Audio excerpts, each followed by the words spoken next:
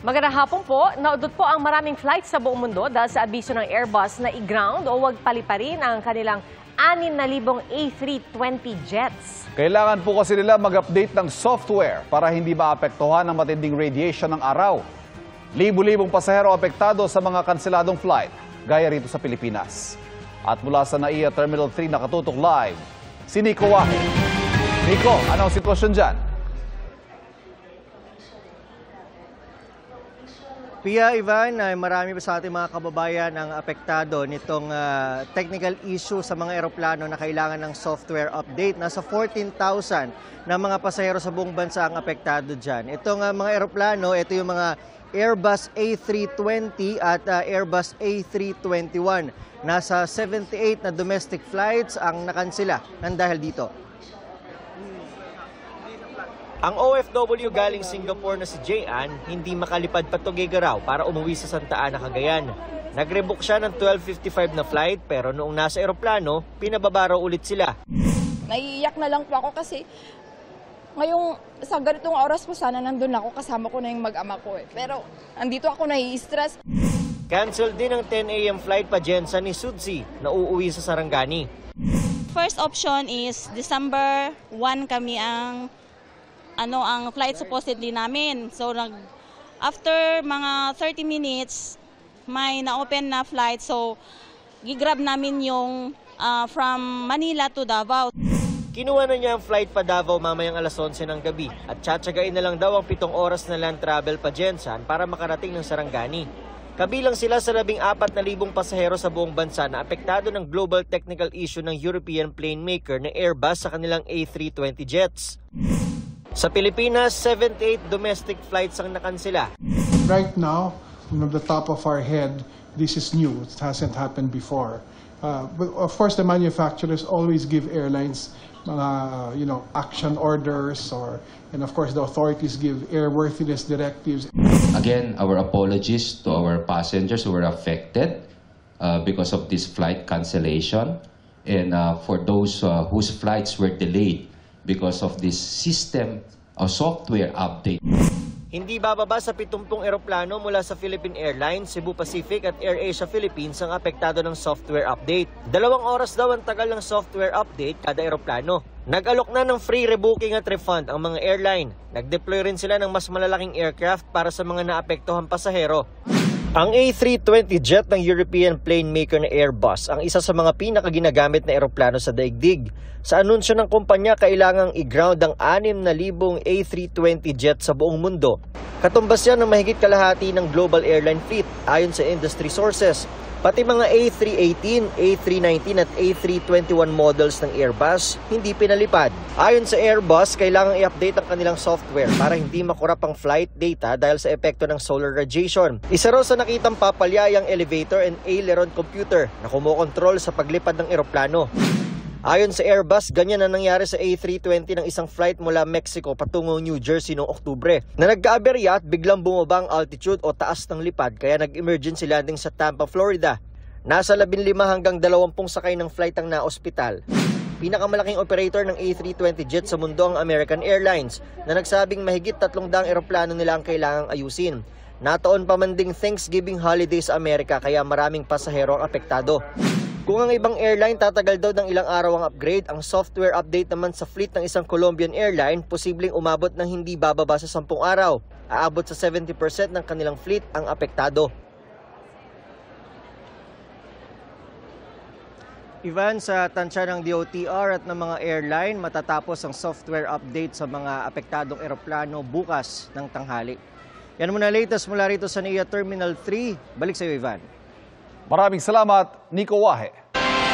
Sabay po sa paggunita bukas ng kaarawan ni GAT Andres Bonifacio, ang bagong bugso ng trillion peso march na kilos protesta kontra korupsyon. Ang paghanda ng otoridad at sa mga kalsadang isasara, alamin sa live na pagtutok ni Darlene Tan. Darlene? Pia, bumubuhos ngayon yung ulan dito. Mabigat na rin yung daloy ng trapiko sa northbound ng EDSA pati na sa White Plains Avenue.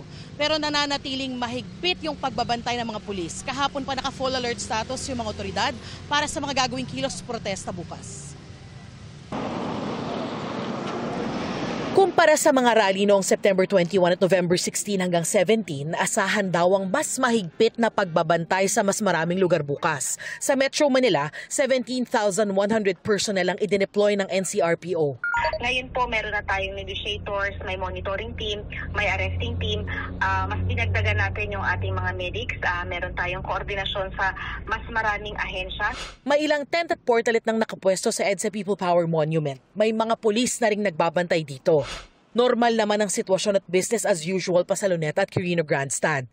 Pero sa Mendiola kung saan nagkagulo noong September 21, may mga concrete barrier, barbed wire at mga container van nang nakapwesto sa Peace Arc. Ilang pulis din ang nagkakabit at nagche-check ng CCTV cameras. Sa Mendiola po ay hindi po yan pinapayagan na magkaroon ng mga pagtitipon.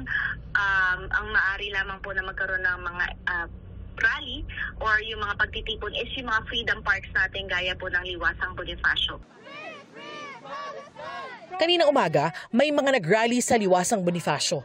Nananawagan silang itigil ang karahasan sa Palestine ngayong International Day of Solidarity with the Palestine People. Wala pang namomonitor na banta sa seguridad ng PNP, pero nakahanda pa rin daw sila sa posibilidad na magkagulo. Pati social media ay minomonitor nila. Ayon sa DILG, maximum tolerance pa rin ang paiiralin. Para mapaigting ang seguridad, simula ngayong araw hanggang December 1 ay suspendido ang permit to carry firearms outside of residence sa Metro Manila. Tanging mga law enforcement personnel na nasa official duty at nakauniforme ang pahihintulutan. Hinihikayat ng DILG ang lahat ng lalahok na gamitin ang kanilang karapatan ng may pananagutan. Sundin ang mga paalala ng mga otoridad at makiisa sa pagpapanatili ng maayos at ligtas na pagtitipon. Ayon naman sa organizers ng Trillion Peso March, hindi sila nananawagan ng destabilisasyon sa gobyerno at nakikipagtulungan sila sa mga otoridad. Dapat stay in the barracks po yung ating military. So kung merong panawagan dun sa ating sandatahang lakas, ay yun po ay pinagbabawalan po ng mga organizers. So hanggat wala pa po tayong nakikitang significant cases filed against high officials, I think tuloy-tuloy pa rin po itong kilos protesta. Simula hating gabi mamaya, sarado na ang ilang kalsada sa Maynila sa palibot ng Luneta, Quirino Grandstand, Mendiola, Liwasang Bonifacio at Ayala Bridge. Naglaan ng alternatibong ruta ang LGU para sa mga motorista. Sa traffic advisory ng Quezon City LGU, asahan din ang pagbigat ng trapiko bukas sa EDSA, Katipunan Avenue, Ortigas Avenue, White Plains Avenue at Temple Drive. Sa White Plains Avenue, pagpapatupad ng zipper lane mula alas 9 ngayong gabi hanggang alas 6 ng umaga bukas kung kailan sisimula na itong isara sa trapiko. Pia, para sa mga lalahok sa kilos protesta bukas ay maiging paghandaan yung mga nasaradong kalsada, yung traffic rerouting schemes, pati na nga ito yung pagbuhos ng ulan. Alas 6 ng umaga magsisimulang magtipon ng mga rallyista at 8:30 AM ang simula ng programa dito sa People Power Monument. Yan ang latest. Balik sa'yo, Pia. Maraming salamat, Darlene Kai. Pagpapanagot sa mga tiwali, ang sigaw rin ng iba't ibang grupong lumahok sa prayer rally sa Cagayan de Oro City. Pinangunahan ni Cagayan de Oro Archbishop Jose Cabantan ang pagtitipon. Dumalo rin maging ng ilang kabataang Muslim. Ayon sa obispo, hindi lang political crisis kundi maituturing ding moral at spiritual crisis ang nangyayari sa gobyerno. Hindi umano sila nananawagan ng pagbaba sa pwesto ng mga matataas na opisyal, pero binigyan din nila ang paggalang sa saligang batas at pagtutol sa political dynasty. Kalaboso sa Atimonan, Quezon, ang lalaking iligal na nagbebenta ng baril. Ang kanya umunong mga parokyano, mga hitman at mga criminal group na sangkot sa pang-hold up. Nakatutok si John Consulta. Please! Paspasang tinakbo ng mga operatiba ng Provincial Intelligence Unit ng Quezon Provincial Police ang target nilang sasakyan sa Atimonan, Quezon. Arestado ang lalaking huli sa akto habang nagbebenta ng 2 baril sa isang police undercover. Ayon sa PNP Regional Intelligence Division 4A, ang kadalasang mga parokyano ng gunrunner ay mga hitman at mga criminal group na sangkot sa pang-hold up lalo na ngayong magpapasko. Natuntun natin na isa lang yung pinanggagalingan ng mga firearms na kanilang ginagamit. So nagkaroon ng buy-bust operation yung mga pulis natin at ito nga nahuli natin yung source kung saan nanggagaling yung mga firearms. Na-recover ang isang kalibre 45 baril na ibinebenta sa halagang 28,000 pesos at isang kalibre 38 na ibinebenta sa halagang 17,000 pesos. Wala pang pahayag ang suspect na nakakulong ngayon sa Quezon Provincial Police Office. Yung firearms na ito is nasa RFU natin, no, para kanilang i-ballistic dahil para malaman natin kung itong mga firearms na ito ay nagamit o ginamit sa mga previous shooting incident. Para sa GMA Integrated News, John Consulta, nakatutok 24 oras. 13 Pinoy ang hindi pa rin tukoy ang kinaroroonan kasunod ng sunog sa Wang Fuk Court Residential Complex sa Hong Kong. Ayon po sa ating konsulado roon, hindi pa sila itinuturing na missing pero hindi rin alam kung nasan sila.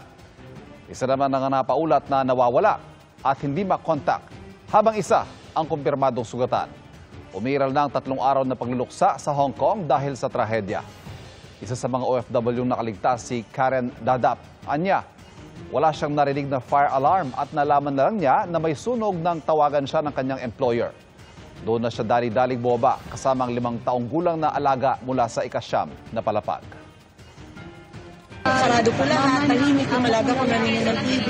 Ako nagtatrabaho sa kusina. Pagbukas ko ng pinto, may usok na. Ang ano lang po kasi yung pinto namin, katabi lang po nun yung fire exit door. So medyo kabisado ko din.